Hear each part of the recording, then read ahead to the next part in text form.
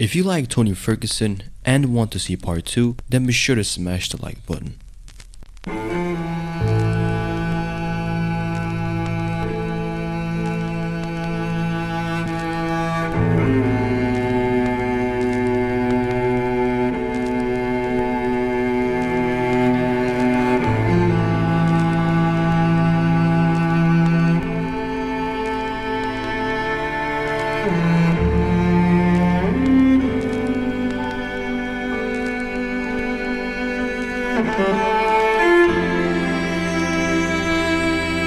It was a great fight for as long as it lasted.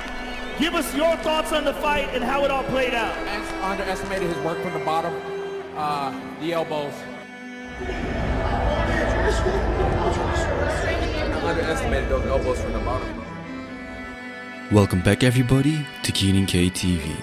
The sport of MMA is known for its brutal nature compared to other combat sports, though it has come a long way from its dark ages where there were only a few rules that kept it away from being considered a no-holds-barred contest.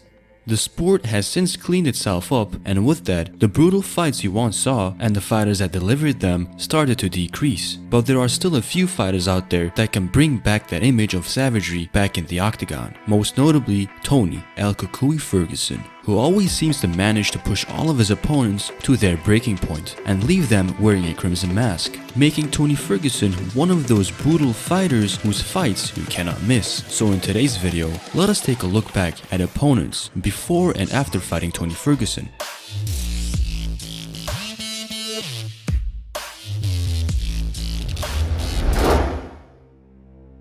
Kevin Lee, who was on a 5-fight winning streak, just came out victorious from his much anticipated fight with Chiesa, whom he had bad blood with going into the fight. He realized that the only reason he took the fight is because it's in OKC. I'm going to carry him through this card. He's going to headline because of me. After that, he's going back to the prelims. But I just hope he shows up because I know his mama got tickets. So shut about, hey, don't talk about my mom for one. Don't you ever talk about my mom. Dad, might want to get in the middle. Like whatever you want to call it. I smack the out of you right now. Don't you ever talk about my mom. Yeah, Never talk about yeah. What's good?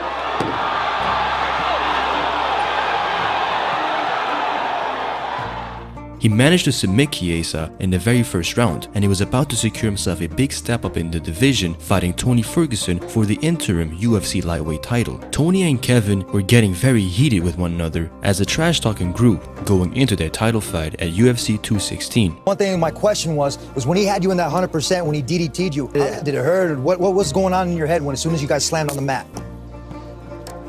I'm not sure what you're talking about. I don't even know what a DDT is. I think that's a WWE move. I mean, can we put a real journalist on? I'm trying to give you advice. Right now, you playing a reporter role. You might want to do your job. You might want to. But you know what? Like I said, you have to earn your right. Yeah, again, you slow, you get hit a lot. We can do it. It'll be easy money. Oh, easy money for sure. Yeah. Like those big challenges. As a man, the man's a weirdo. Like he has been since the beginning. I told him, if he's gonna piss me off, I'm gonna test that conditioning. I'm gonna make him go all 5 rounds. We can do that. We can do that. I hope that you can stay in there. If you think I'm only bringing conditioning, you crazy as hell. Like you the one that's got all the technical problems. We gonna see. We'll see on Saturday. Battle tested. October 7th is El Dia de los Muertos. I'm telling you. When the night of the fight came and the two met in the octagon, we were presented with a very great fight that was action-packed. Kevin Lee managed to have great success against Tony, being able to take him down and mount him, though this came at a cost, as Kevin was using up too much energy trying to keep up with Tony Ferguson, ultimately losing control of the fight as Tony Ferguson was battering Kevin Lee from his back with sharp elbows and was continuously attempting submissions. Tony Ferguson managed to secure a triangle choke and was able to make Kevin Lee tap out. Kevin, after being submitted, was visibly crushed by the defeat, and he couldn't hold his emotions in and showed how much this fight meant to him as he started crying after the fight was over. And when the fight was over, Tony Ferguson embraced the defeated Kevin in a very heartwarming moment. After the fight, Kevin was clearly sad by the outcome, but he kept a great attitude and looked forward into the future. I feel like I worked my ass off for this fight. I stepped up when no one else would, and I took a big risk tonight and just didn't go my way, but I'm gonna come back and I'm gonna come back stronger. He came back looking better than ever before and completely wrecked Edson Barboza in a fight he controlled throughout, apart from a big scare when Barboza connected with a big spinning heel kick. In the end, he ended up beating Barboza by a doctor stoppage, and it looked like he was about to present the division with a new Kevin Lee.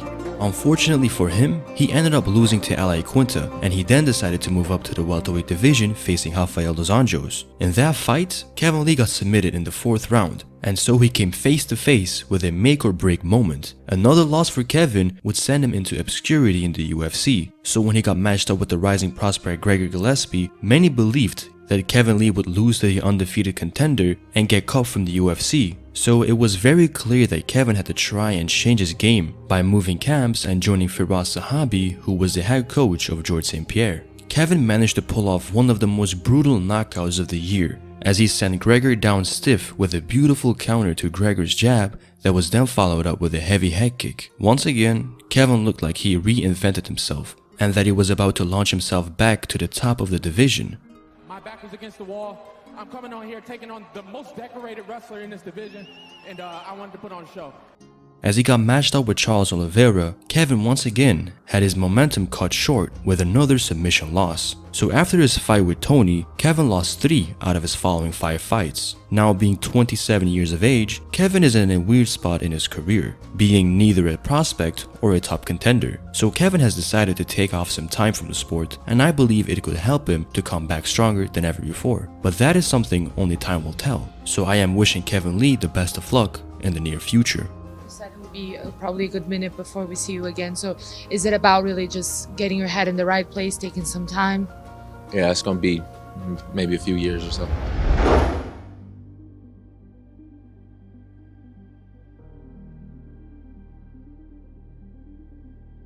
Edson Barboza is a fan favorite fighter who got matched up against Tony Ferguson after his fight of the night win over Paul Felder. When he fought Tony Ferguson though, he was not able to secure the same result as he got brutally beaten down by Tony Ferguson. In the end, Ferguson was once again able to leave his opponent busted and battered on the canvas. As Tony Ferguson secured a Darce choke that would finish the fight, this performance would really cement Tony Ferguson as the boogeyman of the division. I think so, man. That's really my eyes, of course, on my next fight. But if I win, I really hope, man. I think that's the time, and I feel ready for this, you know. I feel that's gonna be a perfect fight, you know. Me against Ferguson for the interim belt. I think that's the fight makes sense for me after this. But like I said, my focus 100% in my next one. After losing to Tony Ferguson, Edson Barboza was able to string 3 back-to-back big wins over former champions such as Anthony Pettis and Gilbert Melendez. In his 3rd win, he would get a highlight reel knockout over Beneil Dariush as he caught him with a beautiful flying counter knee. After these 3 wins, he would get matched up with Khabib Nurmagomedov, who completely neutralized Barboza's game and secured himself another dominant victory. Barboza would then lose 3 out of his 4 fights, 2 of which were brutal stoppages at the hands of Kevin Lee and Justin Gaethje. His last fight was a split decision loss against Paul Felder, and with that one, the future for Edson looks very uncertain, as he is 34 years of age and seemingly to be closing in on the final stages of his pro career.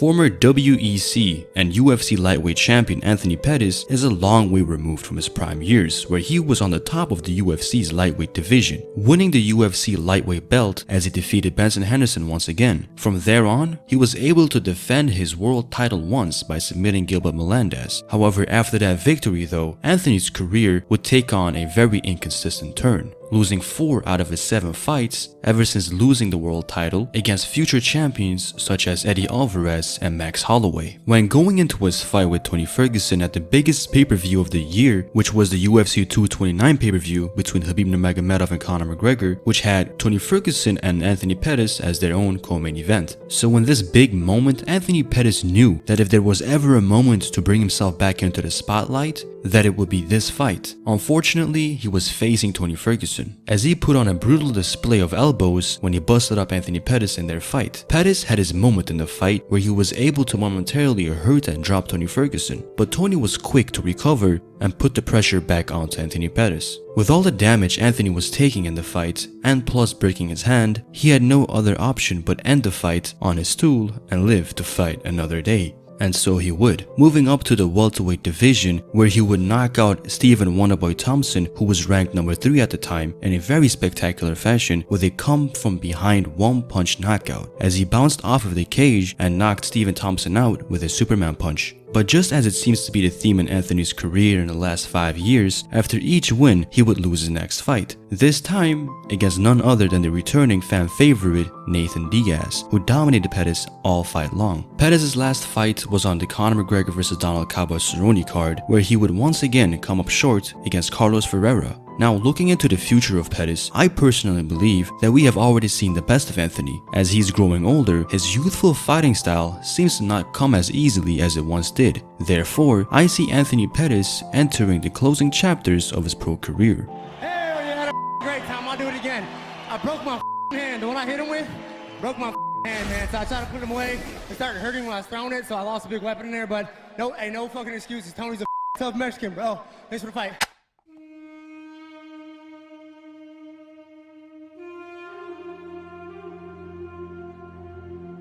By the time Rafael dos Anjos fought Tony Ferguson, he had just come off his title loss against Eddie Alvarez. However, before losing to Eddie, Rafael was on one of the most impressive winning sprees of the division's history, defeating big name after big name. These included fighters such as Benson Henderson, Nathan Diaz, Anthony Pettis, and Cowboy Donald Cerrone. But after dropping his title to Eddie Alvarez, RDA would face Tony Ferguson, who needed a very high-ranked win to bring himself up to the top of the division. In their fight, we had a very competitive bout that would earn the fight of the night bonus, but we ended up leaving with another victory for Tony Ferguson. After his loss to Tony Ferguson, RDA said he did not want to cut down to 155 anymore and moved up to the welterweight division. His year of 2017 will be quite the fruitful venture he hoped he'd get, by beating fighters such as Tariq Saffiedine, Neil Magny, but most importantly, former welterweight champion Robbie Lawler. But that would be where his success would end at the welterweight division, losing 4 out of his 5 fights against most notably Kamaru Usman and Colby Covington, who would become future champions of the division.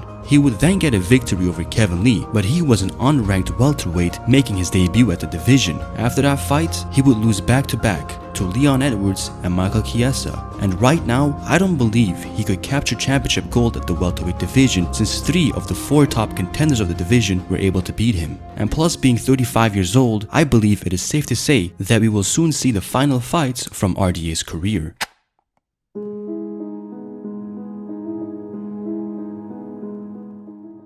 Former Strikeforce champion Josh Thompson made a huge splash with his UFC return by stopping notoriously tough Nathan Diaz with a huge head kick. His next 2 fights would be close split decision losses before he faced Tony Ferguson, and in his fight with Tony Ferguson, he would meet a crazy onslaught of elbows that would seriously damage Thompson and making him stagger around. Ultimately, Tony Ferguson came out on top as he kept a pace up that Thompson could not handle, and with all the cuts he created with his elbows, Josh Thompson was getting weaker with each minute. His loss to Tony Ferguson would be his last in the UFC before moving to Bellator MMA, where he strung 2 wins before losing to Patricky Pitbull by knockout, where both fighters first collided heads, which would have Josh Thompson get the worst of it as he got dropped to the floor. And when he got back up to his feet, he then got finished with the final blow as he ducked into the uppercut that knocked him out cold. Thompson is now a retired fighter who is working with Bellator as a commentator. In the end, Tony Ferguson lives up to his name of El Cucuy, which means boogeyman, as he left most of his opponents busted open and battered. Tony is a unique fighter whose style is unpredictable, and paired up with relentless cardio, he really is a nightmare matchup for anybody in the division. I hope you guys enjoyed this video. Drop a like if you did. As always, I have been Kenan from KENAN KTV, signing off. Later.